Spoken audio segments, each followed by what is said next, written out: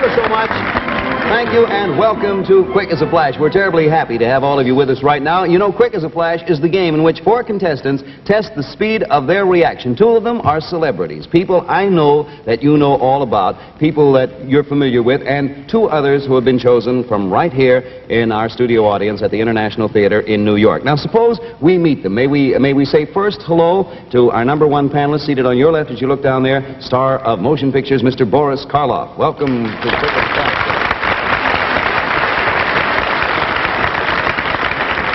Mr. Karloff, we're happy to have you here with us. What are you doing now, sir? Oh, spending a good deal of time in the country. I'll be glad to take care of you if you're in the neighborhood.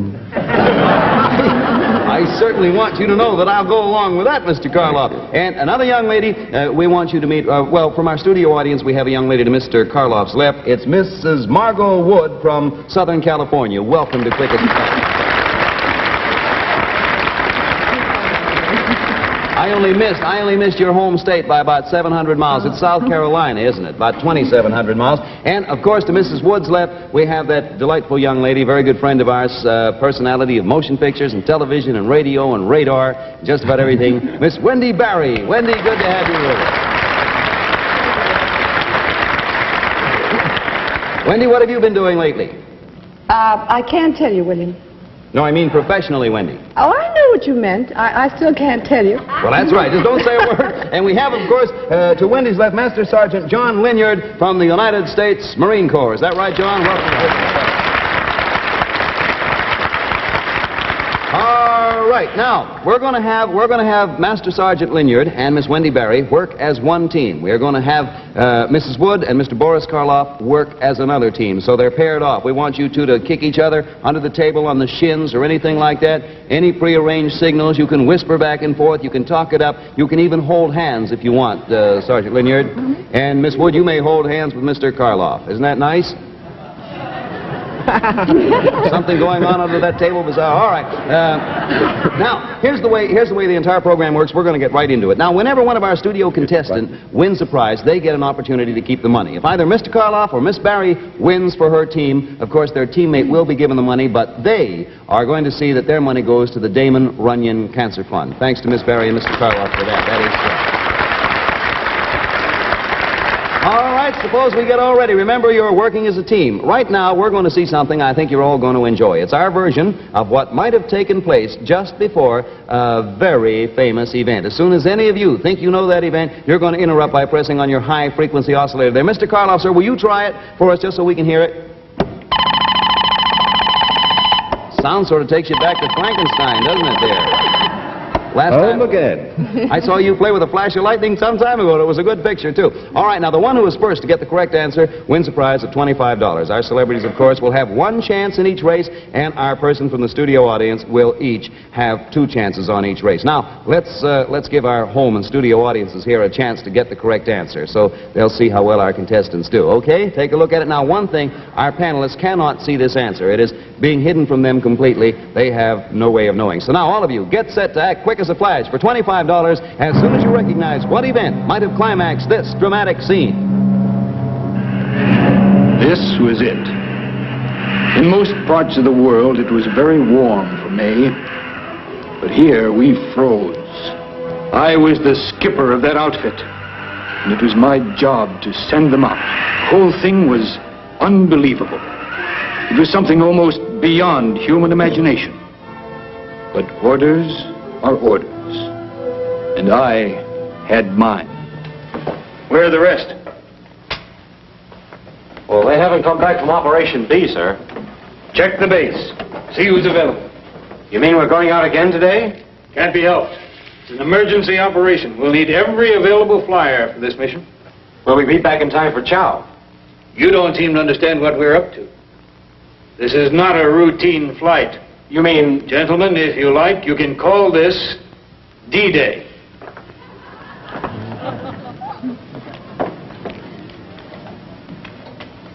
D-Day? That's right. Naturally, we can't afford to have anything go wrong. There'll be 5 in the echelon. I'll assign takeoff positions later. Oh, here comes a flash of lightning. We're going to stop the action. It's Mr. Boris Karloff. What do you say, sir? What is your answer to this one, Mr. Karloff? They're talking in over there. Did you say 5 in the echelon? Yes, 5 was mentioned in the echelon. Well, I'd say it was the Normandy invasion, but 5, there'd be 500 or 5,000, wouldn't there? 5,000 of these? I don't quite think so. I assume, though, Mr. Karloff, there were a lot of flights that day, but I'm thinking in this particular case there were only 5. You see, there was a very low ceiling that day, and there was only room for 5. You understand? Now, Mr. No. Well, that's good, because I'm not sure I do either, Mr. Karloff. I'll tell you what now, that eliminates Mr. Karloff from this race only. He may, of course, give help to Margot there, his opponent, his helper. Partner. Yes, all right now. Of course, the rest of our panelists, Miss Berry has 1 chance, and our 2 studio contestants still have 2 chances apiece. So let's, right now, return to the action. Here we go back. Sit down. Can you tell us our destination, sir? Not at the moment. But we're going to make a delivery there that'll make the world sit up and take notice. No matter what kind of a reception we get, on no account are we to be separated from one another. There comes a feather race. Here comes a flash of lightning. Belongs to Miss Margot Wood, Mr. Karloff's partner. What do you say, Mrs. Wood? Could that possibly have been dropping the bomb over Hiroshima? Well, it was sort of, the dropping the bomb poetically comes close. It was quite a bombshell, but it was not dropping the bomb over Hiroshima, Miss Wood. But that was an awfully good try. You still have 1 chance left in this game, so all of you get ready. Here we go. Let's return to the scene of the action, if we may. Each hour plus 5. Now, even if nothing goes wrong, there may have to be some changes made. Can we expect something in the way of opposition? I hope not. We're counting on the element of surprise. However, Defoe will probably be waiting for us, although I don't think he expects us in such numbers. Before we get through, I expect to have them calling Mama. Now, I suggest that you follow this route until you come to this point. That's big country we're flying over, sir. From a bird's eye view, one place looks like another. There's no margin for error here. This mission is too hazardous. You can look in all the books, and you'll see there's never been anything like it before. We understand, sir. I'm sure I speak for all of us. There comes a flash of lightning. Belongs to our Master Marine Sergeant over there. What do you say, sir, is the answer to this one? Could it be the bombing of the Yalu River up in Manchuria? The bombing of the Yalu River? Yeah. In southern China, by the way you say it, I think. Manchuria. No, sir, that is not the answer we were looking for. Sorry, but you're still eligible. You have another try. And now all of us, let's return to where we were when we were interrupted. Conclusion of which, be ready to fly. And remember, I'm counting on all you birds to deliver those babies where they'll do the most good. Right here. Say, here comes old Yalu River Linyard again. What do you say, Master Sergeant Linyard? Could this have anything to do with the Don quintuplet? It could have everything. Good going.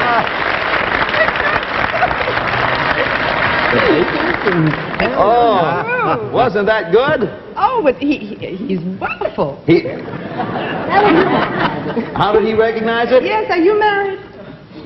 Yes. There's your answer, Miss Wood, right there. I would like to say we had all kind of clues. The one I liked, they talked about deliveries, it being an emergency operation. There will be some changes made, which was my favorite. And the reason the changes made was a clue is because in that part of Ontario, they had switched from AC to DC current. Birds of a feather, Defoe will be ready, and it was, of course, Dr. Alan Defoe. So let's see, that's $25 to you, Master Sergeant Wood, and $25, of course, in Miss Barry's name to the Damon Runyon Cancer Fund. Real good going. Now, all of you get ready again. We're going to run right into this next one. Stand by on you. How you doing, Mr. Karloff, sir? Very badly. You're looking real good there. Now, let's go, because here we go with another one, and this one is going to be worth $30 to the winner, and, of course, another $30 to Damon Runyon Cancer Fund. We're going to bring you our version of an event which involved a very famous person. We want you to tell us who it is. First, let's have our home audience get a look and see who this very famous person is. All right, now, get ready, you panelists, as soon as you know who might have taken part.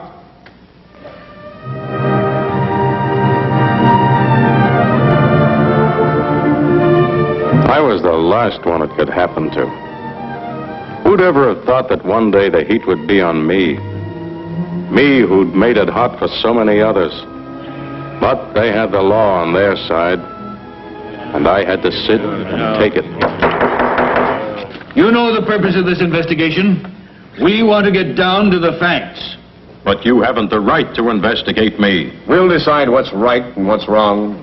You're taxing our patience to the boiling point, sir. Gentlemen, please, please. What I told you is a fact. I am an enemy of the killers. And they do kill. They kill many. Do you swear that you've seen them in action? I will swear that I have seen them. I have seen them kill. I have seen them wipe out bodies. How do they kill? And there we have a blue flash of lightning once again as the most active man on our panel, Staff Sergeant John Linyard from Dallas, Texas. What do you say, Sergeant? Master Sergeant. Master Sergeant. Was that a Bill, could Yes. this have anything to do with the Kefauver investigation? Maybe this is Frank Costello. Frank Costello? No, I think this man, although he himself wouldn't be, but I think what this man specialized in would come a little closer to Bugsy Siegel, maybe, than Frank Costello. You'll see what we mean when we go along. Let's return to this trial we were talking about.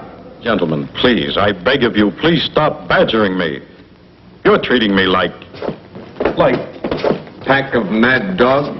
I will not have this hearing turned into a circus. One more picture and I'll have the sergeant at arms bound. Hey, we have a red flash of lightning coming up here, and it belongs to Mr. Boris Karloff. What do you say, Mr. Karloff, on behalf of you and your partner? I'm going to take a wild shot at it. Mad dogs, Mad dogs. invisible, and boiling point. Boiling point. Yes, all those things were mentioned. Could that be Louis Pasteur being It investigated? could be for $35 to your partner and $35 to the Damon Runyon Cancer Fund, sir. Good going.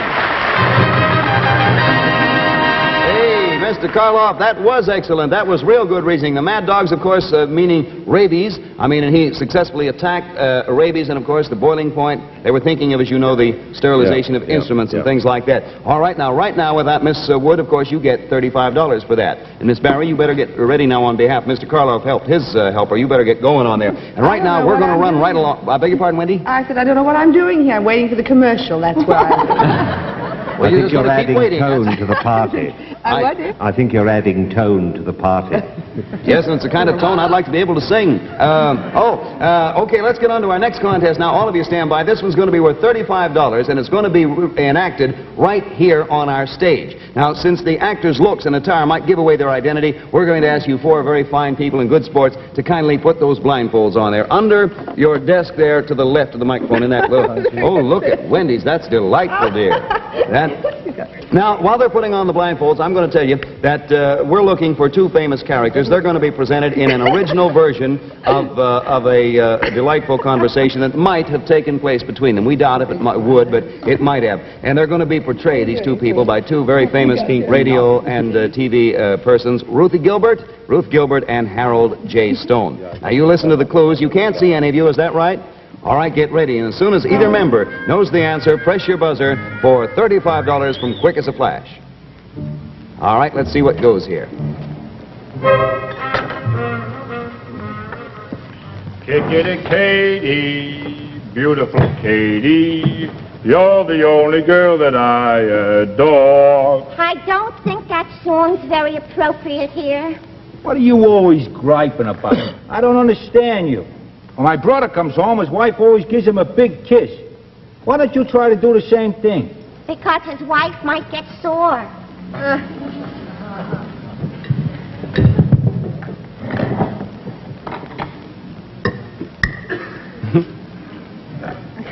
So how's business? How should it be? After all, it's my business. Yeah, well, don't be so proud of it. You didn't work for it. Your father left it to you. How did you ever get to first base with me, the way you've been acting toward me lately? I remember when you were just crazy to marry me. So do I, but I didn't realize it. And there comes the flash of lightning belongs to Mrs. Wood. What do you say, Mrs. Wood? Is it possible it's the Goldbergs? Oy, have you got a wrong number?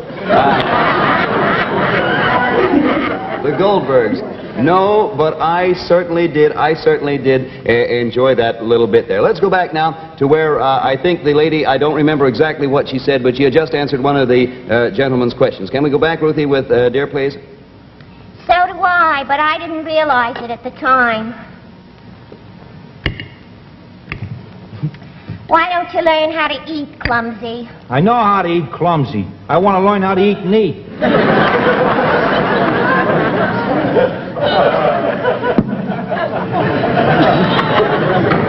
You never used to complain about my cooking. I don't know what's happened to us, Hank. I've given you the best years of my life. Okay, there comes the flash of lightning belonging to our master sergeant. Yes, you got me doing that. What do you say, Johnny? Well, you're talking about eating and Yeah. Katie.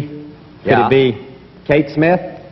And of course, the other person you think would be Ted Collins in that case. Is that right? No, I'm sorry, that wasn't the right answer. That wasn't the answer we were looking for. We'll go back to where the lady who was not Kate Smith said to the man who was not Ted Collins, I've given you the best years of my life.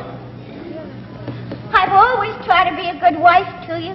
I'll do anything you say. What do you want from me, Hank? Pass the salt. I appeal to you as a man. You don't even appeal to me as a woman. All right, if that's the way you feel about it. Tony. You're getting too fat anyway. Maybe being on a diet would do you some good. Diet? Are you kidding? I've been on a diet. The last 2 weeks I lost 5 pounds.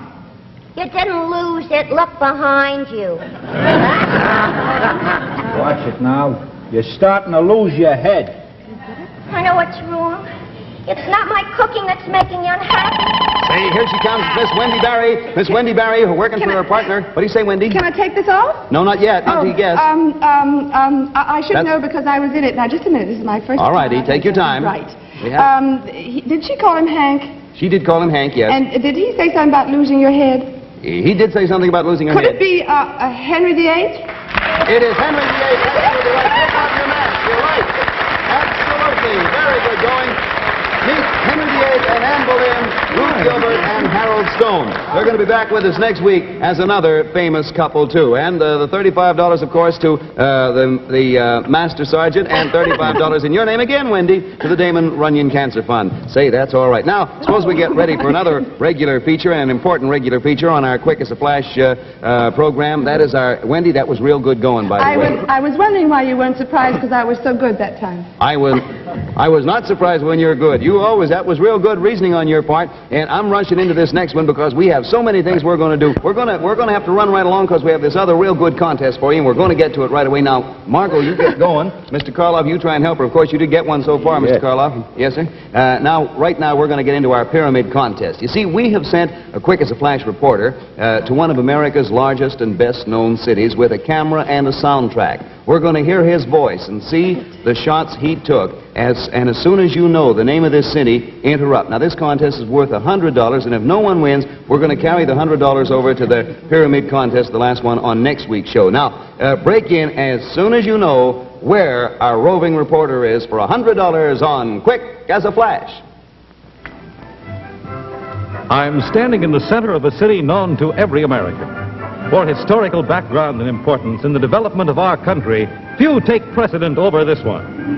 Some of the buildings I'm looking at right now have been standing here in these streets for 230 years. But don't get the idea that folks here are old-fashioned. Their docks are right up to date. Ships from all over the world drop their cargo here in this city of more than... Well, guess who it is? It's once again our old whiz today. I'm going to promote you. General John Linyard. What do you say the city is, John? I believe it's Brooklyn. It's what? Brooklyn? Once again, have you got a wrong number. No, this is not Brooklyn, this city. And say, while we were talking to John, we got another answer. This one belongs to Miss Wood. It wasn't Charleston, was it? You're right, it wasn't. Only teasing you. It wasn't Charleston, but both you and the sergeant have another chance in this contest, so don't be a faint heart. Stay right with us. Let's go back to where the gentleman had said ships from all over the world drop their cargo here in this city of more than 500,000 population. And the people are industrious. They're proud of their metropolis, the way it sits as a hub of activity around which is centered an entire section of the United States. From this city to all parts of our country goes a steady flow of goods, things each and every one of us needs in our daily lives. Now let's get to history.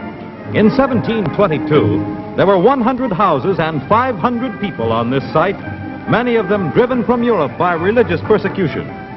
That day, a day in 1803 when it was joined in union with the rest of our country, will always be remembered with satisfaction by every inhabitant. 12 years later, those same inhabitants fought on every street in their city for their newfound country. The opposition, led by General Pakenham, almost broke through the inner defenses.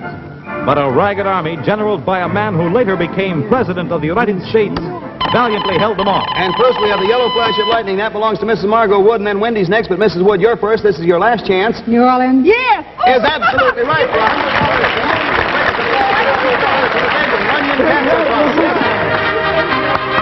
Oh, that was really going. Mrs. Wood, you came through at the last moment, and you came through beautifully, and you won yourself $100. And right now I want to recap. Mr. Karloff, sir, you won one contest and $25. Is that right, sir? I believe so. And, of course, 25 to the Damon Runyon Cancer Fund. Mrs. Wood, you came through at the last minute and got the big prize, the $100 prize. How do you feel? A little weak. Oh, certainly don't look weak. And, Wendy, you did a good job. You got yourself one. Is that correct? Did I, honey?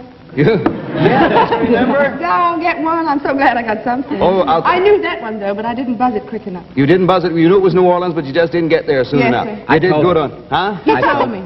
You did tell her? Mm-hmm. Say you two are getting along I'm too good well. to her. Huh? I'm good to her. Yeah, I noticed that. I don't know why he needs any of us up here anyway. I'm going to be right over and help you out. Listen, so you were the champ. Actually, Master Sergeant, you won yourself 2 rounds. One for Wendy, one for Mrs. Wood, and one for Mr. Karloff. I want to thank all of you, especially you, Wendy Barry, and you, Boris Karloff, for being with us tonight. It was awfully swell. And that just about winds us up for tonight. So until next week at the same time, when we want all of you to be back with us, this is Bill Cullen saying thanks for watching and keep your minds working quick as a flash. Good night, everybody, and thanks, panel, for being with us. Good night. Bye. Be with us again when we'll bring you more comedy, drama, another Eddie Quick mystery, and a pyramid visit to another famous city. All on... The Flash is a Procter & Lewis production directed by Edgar G. Kahn. The technical director was Hino Rip, with settings by Trio Design.